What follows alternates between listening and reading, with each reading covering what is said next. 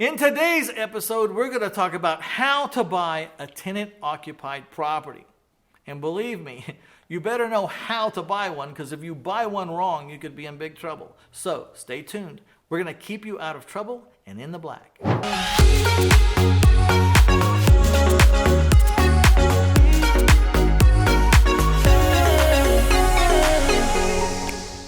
Today we're discussing tenant-occupied properties. So we're going to discuss what is a tenant-occupied property, why is it important to have documentation when you're buying a tenant-occupied property, what is an Estoppel letter or an Estoppel certificate and how can you use it to help you, and then last we're going to talk about the 4 major mistakes that investors make when they're buying a tenant-occupied property.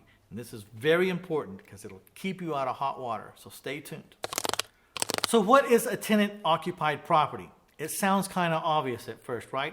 Of course, it's a property you buy that has someone inside of it paying rent or leasing the property. Yeah, well, that's real obvious, and I get it. It is obvious. But what if you're buying a property and there's an undivided interest and you don't really see the occupant, but there's occupants in there with you, in the deal with you? What if you buy a piece of land and you go on it and there's nothing on the land and there's no house, so there's no tenant occupying it per se, but then you find out 2 weeks later as you're clearing the land to make parcels to subdivide so you can build houses, you find out that there's a lease for a rancher to graze his cattle on that land for the next 7 years. So it's not so obvious sometimes, and that's why I wanted to have this formal conversation about what is a tenant-occupied property, because there's more to look for than just a person in an apartment or a person in a house. And why do we need documents from the people in the property? Let's say you got a $200,000 house and you're going to buy it for $10,000. Do you really need documentation concerning the person that's in the house? You say to yourself, man, it's a $200,000 house. I'm going to get it for $10,000. Well, who cares what that guy's problem is? Whatever it is, I'll handle it. Well, what if that guy says, I paid rent to this man for 12 years, and he said if I paid him for 12 years, I would be the owner, and I have a lawsuit against you now because you don't own this property, I own this property. That's a problem, isn't it? So, I say never buy a property if you don't have original documentation as to how the occupant inside that property is there. Are they there because they're a renter? Were they there as an owner finance buyer who's in default? Are they there as a squatter? How are they in there? Because if you don't have documentation as to how that person's in that house, there are some people out there that I like to affectionately call sidewalk lawyers. They're people that are professionals at moving into houses and stating a fabricated argument that they have rights to that house that they don't have, and it can take you a very long time to get them out, and it can be very expensive to win the lawsuit if you have to lawyer up.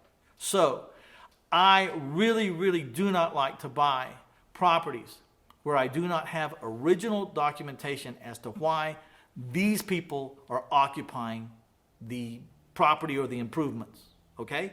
Now, when you do find a property that you want to buy that has an occupant and you do get the documentation, you need to read through it carefully.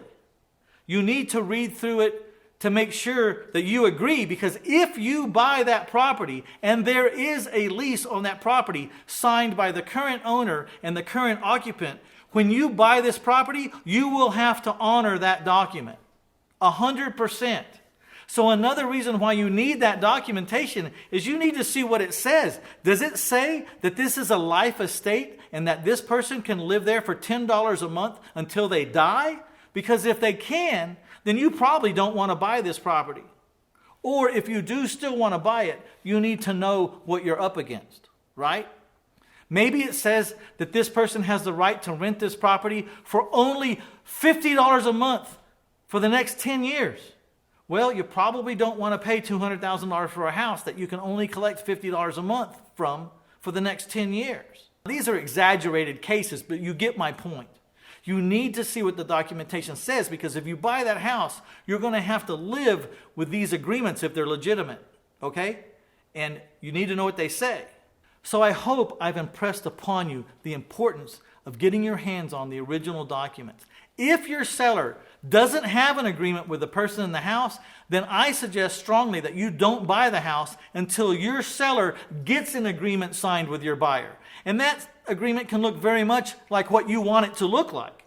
But I wouldn't buy the house until I've talked to that occupant and we've come to some kind of written agreement about where they stand, how they're in there, and when they're going to leave. It'll save yourself a lot of heartache, because once you buy the house, you've lost all your leverage to get the seller to help negotiate with the undocumented occupant anything. You've lost all your leverage. And the occupant, if they're a sidewalk lawyer, will know that too. And you'll be asking for big trouble. They'll dig in. Ask me how I know all this stuff. I know all this stuff because it's happened to me more than once. It shouldn't have happened to me more than once, but I'm a slow study. That's why I'm talking to you. I'm trying to help you avoid these problems. Now, before I talk about the 4 critical mistakes that most investors make when they buy an owner-occupied property, I want to implore you to take a good hard look at that like button and that share button, and please, let's use them. Walk your little fingers right over there. Let's hit that like button and hit that share button. Let the world know that we exist, because a lot of people don't. And also, if you haven't subscribed, please subscribe, because I can help you in so many different areas, not because I'm the smartest guy in the world, but because I've had a long, very busy career, and I've had a lot of things happen to me, good and bad.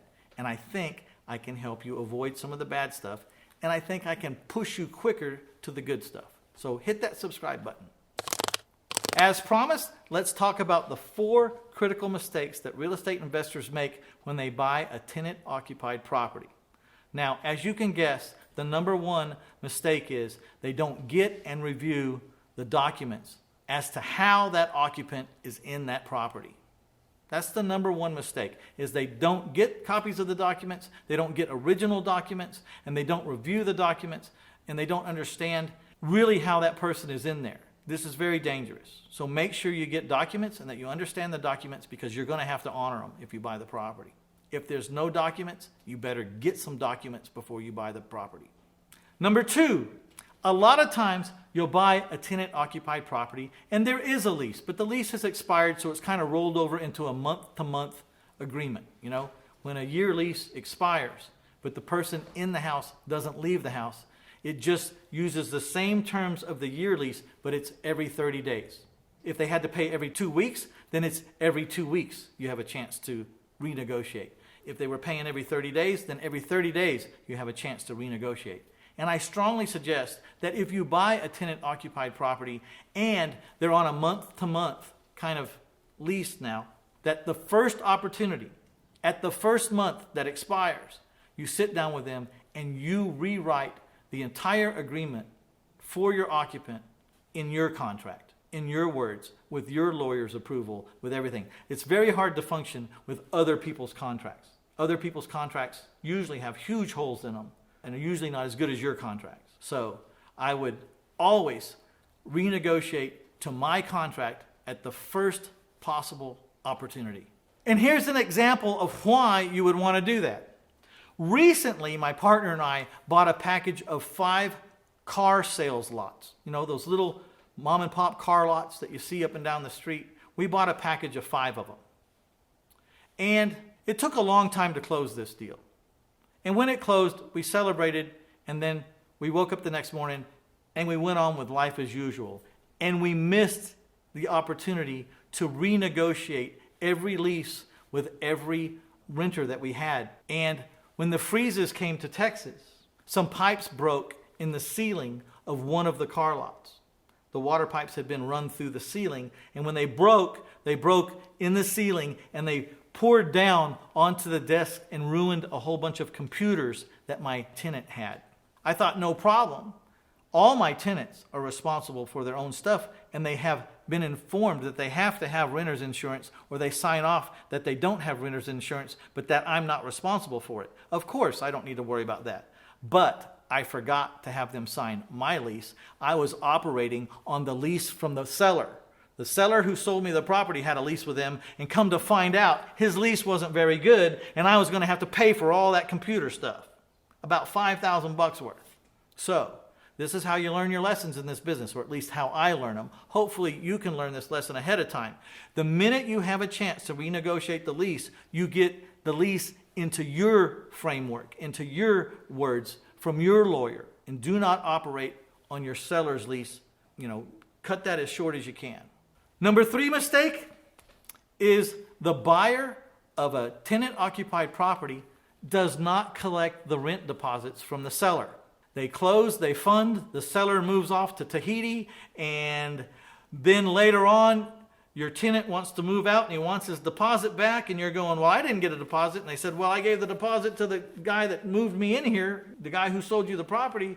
And you say, well, he didn't give it to me. And they say, well, I really don't care. I want my deposit back. Remember, you bought that property and you have to honor the lease that came with that property. And if you didn't collect the deposit from the seller, then you got to take the deposit out of your pocket and give it back to this guy, or state all the reasons why he doesn't deserve a deposit. But anyway, it's your problem. So make sure you get the deposits when you buy a tenant-occupied property. The 4th and final mistake that investors make when they buy a tenant-owned property is they don't get estoppel certificates or estoppel letters. What is an estoppel certificate? An estoppel letter is basically a set of statements, probably written by the seller, that describes the status of the account of the occupant, that they owe so much per month, that their lease was originated on a certain day, that the lease is over on a certain day, that the tenant is current, or that they're late, and this is the balance that they owe in rent, and this is the late fees, and this is their standing as of right now. When this property transfers from the seller to you, the buyer, you have estoppel certificates on every tenant that is occupying the property, and it's only signed typically by the tenant. So your owner would go to the tenant and say, I put your status right here on this piece of paper. Do you agree that it's true? If the tenant says, yes, this is true, the tenant will sign so that you will know the status of that tenant. If that tenant's 3 months behind and you buy this property, they were 3 months behind with your seller, but now they're 3 months behind with you because they signed this estoppel certificate, right? And everyone is in agreement of where everyone is. And that's the importance of estoppel certificates, is to let you know the status of every tenant in the property, and it is signed by every tenant so that the tenant can't change his mind or say that that's not true. As always, when we're talking about legal documents or legal matters or stating any kind of legalese, I highly advise that you get your own legal representation to represent you and to review everything that's said here. These are my opinions and things that I've done for better or for worse. But I'm not a licensed attorney. I'm not a licensed CPA. And you need to put this stuff in front of your legal counsel, okay, and your financial advisors. Make sure they're right for you. Make sure they're right for the state that you're in and deals with your ordinances and your guidelines in your state. So please always do that. So today's giveaway, I would like to give you a copy of an estoppel letter or an estoppel certificate. That way you have one in your hand, you know what it looks like. I'm sure they vary from place to place or attorney to attorney, but they're pretty basic and you can add or subtract from them as you want. So go to 1000houses.com/estoppel. That's ESTOPPEL, estoppel. 1000houses.com/estoppel, and you'll be downloaded a digital copy right there, and you'll get to see it and have it. Check it out with your lawyer first. Make sure it's everything you want it to be, and then feel free to use it. This is Mitch Stephen. I've enjoyed this thoroughly. I will see you in the next episode. Follow me.